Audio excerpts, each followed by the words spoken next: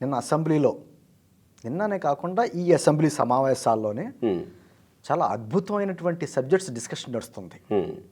ఒక పక్కన ప్రతిపక్షం లేని సమయంలో ఎమ్మెల్యేలే ప్రతిపక్ష పాత్ర పోషించి ఎగ్జాక్ట్లీ ఓ పక్కన అధికారంలో ఉన్నటువంటి అంటే ఆ క్యాబినెట్ మంత్రుల దగ్గర నుంచి ప్రశ్నలు లేవనెత్తడం, సమాధానం రాబట్టడం అనేటువంటి ఒక అద్భుతమైనటువంటి కార్యక్రమం జరుగుతుంది. ప్రజలందరూ చూస్తున్నారు.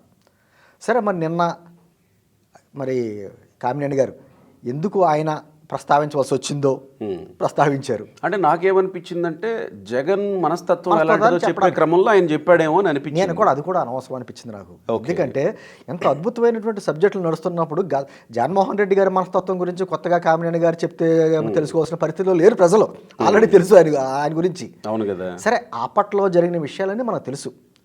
అయితే ఆ సినిమా పరిశ్రమ గురించి ఈయన ప్రస్తావించడం, దానికి బాలకృష్ణ గారు రియాక్ట్ అవ్వడం, బాలకృష్ణ గారు ఎప్పుడైతే చిరంజీవి గారి పేరు ప్రస్తావించారో ఆటోమేటిక్గా చిరంజీవి గారు రెస్పాండ్ అవ్వడం, దాని మీద ఈరోజు సోషల్ మీడియాలో ఒక రకమైనటువంటి నివురుగప్పు నిప్పులాగా ఒకరికొకరు మాటల యుద్ధం నడుస్తుంది.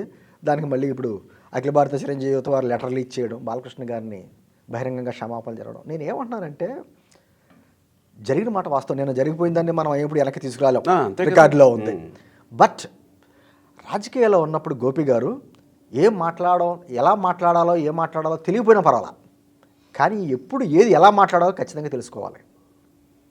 అంటే ఒక్కసారి ఒక వాక్యం బయటకు వచ్చిన తర్వాత దాన్ని వెనక్కి తీసుకునే పరిస్థితిలో దాని ప్రభావం ఎలా పడుతుంది. అందులో ఇప్పుడు చిరంజీవి గారు కానీ బాలకృష్ణ గారు కానీ ఈ రాజకీయాలకు అతీతంగా వాళ్ళు మామూలుగా వాళ్ళ ప్రభావం ఎలా ఉంటుందంటే వాళ్ళ మాట నోటి నుంచి వచ్చిన మాట ప్రభావం చాలా తీవ్రంగా ఉంటుంది.